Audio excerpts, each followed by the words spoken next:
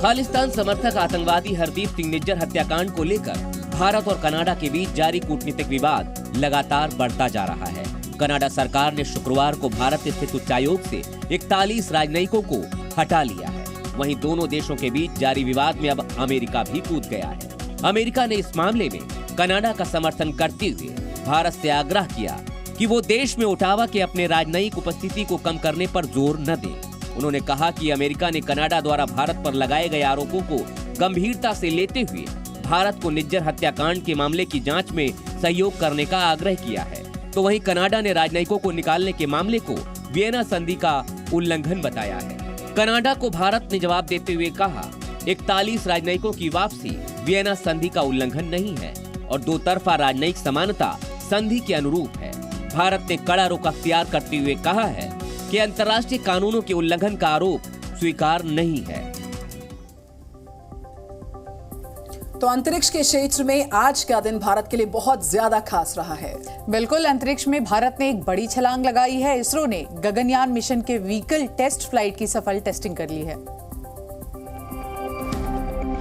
Indian space research organisation यानी इसरो ने सुबह 10 बजे गगनयान मिशन के टेस्ट व्हीकल को श्रीहरिकोटा से सतीश धवन अंतरिक्ष केंद्र से सक्सेसफुली लॉन्च किया।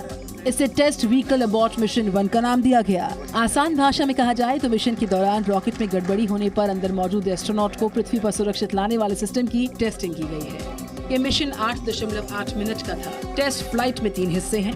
अबॉर्ट मिशन के लिए बनाया single stage liquid rocket, crew module, crew escape system. Crew module के अंदर का वातावरण अभी वैसा नहीं था जैसा मैन्ड मिशन में होगा। इस मिशन में 17 किलोमीटर ऊपर जाने के बाद श्रीहरिकोटा से 10 किलोमीटर दूर बंगाल की खाड़ी में क्रू मॉड्यूल को उतारा गया। बंगाल की खाड़ी से इसे नौसेना ने रिकवर किया। इससे पहले आज ही 2 बार मिशन को टाला गया था। 5 सेकंड पहले इंजन फायर नहीं हो पाए और मिशन टल गया, लेकिन टेक्निकल कमी को दूर करने के बाद इसकी सफल लॉन्चिंग की गई। I am very happy to announce the successful accomplishment of the TVD-1 mission.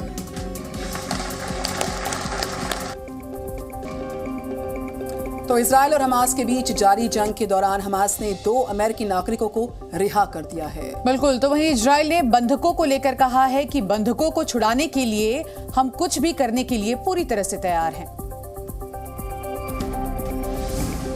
Hamas के साथ जारी वॉर के बीच इजराइल ने बड़ा दावा किया। इजराइल ने हमास पर आरोप लगाते हुए कहा कि अब भी 30 बच्चे हमास के आतंकियों के कब्जे में हैं और उनको सुरक्षित लाने के लिए हम सब कुछ और कुछ भी के लिए तैयार हैं। मिस्र और यूएस के बीच समझौते के आधार पर राफा बॉर्डर से नागरिकों को बचाने के लिए अमेरिकी मिशन जारी है। इस बीच हमास ने 2 अमेरिकी नागरिकों को छोड़ दिया है, जिसका अमेरिका ने स्वागत किया। विदेश मंत्री एंटनी ब्लिंकन ने कहा कि गाजा पट्टी में नागरिकों की मदद करना अमेरिका की सर्वोच्च प्राथमिकता है। हमास द्वारा 2 बंधकों की रिहाई पर IDF के प्रवक्ता ने कहा, हमास दुनिया के सामने खुद को ऐसे पेश करता है जैसे उसने मानवीय आधार पर बंधक बनाई गई महिलाओं को छोड़ दिया है। हालांकि हमास एक हत्या करने वाले आतंकवादियों का संगठन है जो गाजा पट्टी में बच्चों, महिलाओं, बुजुर्गों को बंधक बना रहा है।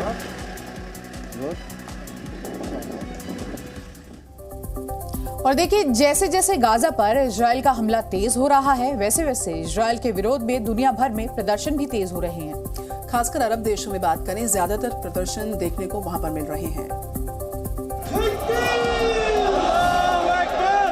तस्वीरें तुर्की के इस्तांबुल की है।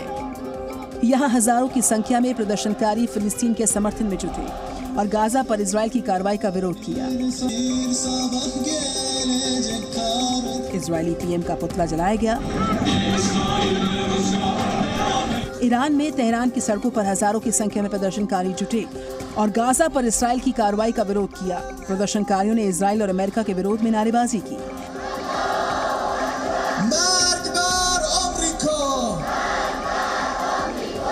वेस्ट बैंक में भी इजराइल के खिलाफ जोरदार प्रदर्शन हो रहे हैं। शुक्रवार को जुमे की नमाज के बाद गाजा में युद्ध के खिलाफ रैली निकाली गई।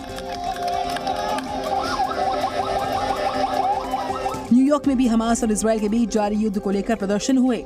लोगों ने प्रार्थना सभा में हिस्सा लिया। कुछ लोगों ने फिलिस्तीनी झंडे भी फहराए। तो बीजेपी के साथ दोस्ती वाले बयान पर नीतीश कुमार ने सफाई दे दी है। बिल्कुल, नीतीश कुमार ने कहा है कि मीडिया ने बयान को लेकर जो लिखा या दिखाया है, मैं उससे आहत हूं। जब तक जिंदा है दोस्ती खत्म नहीं होगी। अपने इस बयान पर बिहार के मुख्यमंत्री नीतीश कुमार ने अब सफाई दी है। नीतीश कुमार का कहना है उनकी बात का गलत मतलब निकाल लिया गया। उन्होंने मोतिहारी में विश्वविद्यालय बनाने को लेकर चर्चा की थी और उनके कहने का मतलब बीजेपी के साथ का बिल्कुल नहीं था। नीतीश के मुताबिक उनके बयान का मतलब ये है कि जो काम हुआ है उसे याद रखिए।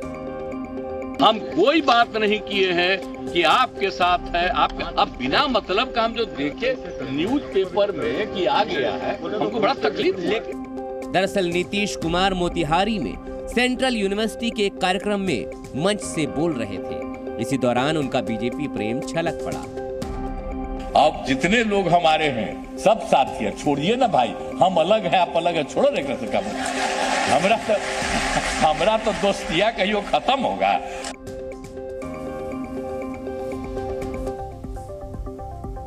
तो दोस्ती वाले बयान का गलत मतलब निकाला गया। हमने आपको सुनाया किस तरीके से नीतीश कुमार को लेकर यहाँ पर ये पूरा जो बयान है वो सामने आया था। बिल्कुल साफ तौर पर। और देखिए राजनीतिक गलियारों में चर्चा लगातार चल रही है। अब आगे बढ़ते हैं और अगली खबर अखिलेश यादव से जुड़ी हुई है, लेकिन उससे पहले आपको बता देते हैं कि देखिए किस तरह से नीतीश कुमार को लेकर लगातार गहमागहमी बनी हुई है और बिहार में जिस तरह से राजनीति पल पल बदल रही है, ऐसे में तरह तरह के बयान और उसके बाद नीतीश कुमार का बयान अपने आप में बहुत कुछ कहता है वाकई में। लेकिन इस बीच अगर मध्य प्रदेश की बात करें, एक तरफ चुनावों से पहले जो INDIA गठबंधन है उसमें कैसे मनमुटाव नजर आ रहा है, उसकी तस्वीर काफी अलग नजर आ रही है। उसको लेकर एक रिपोर्ट आई, अब आपको दिखाते हैं। INDIA गठबंधन के दो बड़े दलों के बीच बयानबाजी इन दिनों चर्चा में है। दरअसल कमलनाथ से एक कार्यक्रम के दौरान जब यूपी के पूर्व CM अखिलेश यादव को लेकर पूछा गया तो उन्होंने कह दिया, छोड़ो भाई अखिलेश। सर अखिलेश यादव ने आरोप लगाया कि कांग्रेस ने धोखाधड़ी की है। कमलनाथ के इस बयान पर अखिलेश यादव ने पलटवार किया है। जिनके नाम में ही कमल हो वो अखिलेश ही कहेंगे, अखिलेश तो नहीं कहेंगे। सपा अध्यक्ष ने कहा, ये बात तो ठीक कही उन्होंने, वो अखिलेश कौन है, अखिलेश तो है ना। तो अगर ये बातें कहेंगे तो समाजवादी पार्टी भी इन बातों को कह सकती है, लेकिन हम उन उलझनों में नहीं फंसना चाहते। जिनके नाम में ही कमल हो तो अखिलेश ही कहेंगे, और क्या अखिलेश तो नहीं कहेंगे ना। इसके साथ ही अखिलेश यादव ने कहा, जैसा व्यवहार समाजवादी पार्टी के साथ होगा वैसा ही व्यवहार उन्हें यूपी में देखने को भी मिलेगा। तो मध्य प्रदेश और राजस्थान के विधानसभा चुनावों को लेकर आज बीजेपी अपनी लिस्ट जारी कर सकती है। माना यह जा रहा है कि बीजेपी इस लिस्ट में कई बड़े लोगों को चुनावी मैदान में उतार सकती है। राजस्थान और मध्य प्रदेश में विधानसभा के चुनावों को लेकर आज बीजेपी उम्मीदवारों की लिस्ट जारी कर सकती है। इसके लिए 20 अक्टूबर को दिल्ली में केंद्रीय चुनाव समिति की बैठक हुई। मध्य प्रदेश के लिए विधानसभा की बची 94 सीटों पर मंथन किया गया। 92 सीटों पर एक साथ नाम घोषित किए जाएंगे। सूत्रों के मुताबिक 2 सीटों पर अभी पार्टी में पेच फंसा है। इस सूची में कई विधायकों के टिकट कटना तय माना जा रहा है। बैठक में तय किया गया कि जो भी टिकट का विरोध करेगा उस पर अनुशासन का डंडा चलाया जाएगा, उन पर पार्टी कार्रवाई करेगी। इसके लिए गृह मंत्री अमित शाह और राष्ट्रीय अध्यक्ष JP नड्डा ने सहमति दे दी है। तो वहीं राजस्थान की बची 79 सीटों पर प्रत्याशी घोषित किए जाएंगे। बीजेपी की इस दूसरी सूची में प्रदेश भाजपा के बड़े नेताओं के नाम शामिल होंगे। दूसरी सूची में पूर्व CM, नेता प्रतिपक्ष, 1-2 सांसद और पूर्व सांसदों के नाम भी हो सकते हैं। मौजूदा विधायकों में से करीब 45 को इस सूची में टिकट दिया जाएगा।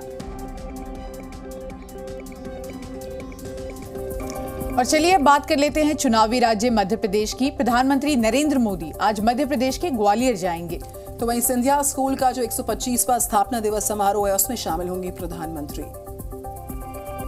केंद्रीय मंत्री ज्योतिरादित्य सिंधिया के न्योते पर प्रधानमंत्री नरेंद्र मोदी आज शाम करीब 4:30 बजे वायुसेना के विमान से ग्वालियर एयरपोर्ट पहुंचेंगे और वहां से हेलीकॉप्टर के जरिए ऐतिहासिक ग्वालियर किले के ऊपर बने सिंधिया स्कूल जाएंगे। हमारा सौभाग्य है कि प्रधानमंत्री जी का आगमन हमारे ग्वालियर के केवल प्रदेश की केवल नहीं लेकिन देश की अग्रिम और प्राथमिक शिक्षा की संस्था सिंधिया स्कूल का 125वीं वर्षगांठ पर उनका आगमन हो रहा है। सिंधिया स्कूल में पीएम मोदी का राजशाही अंदाज में स्वागत किया जाएगा। घुड़सवार दस्ते उन्हें कार्यक्रम स्थल तक ले जाएंगे।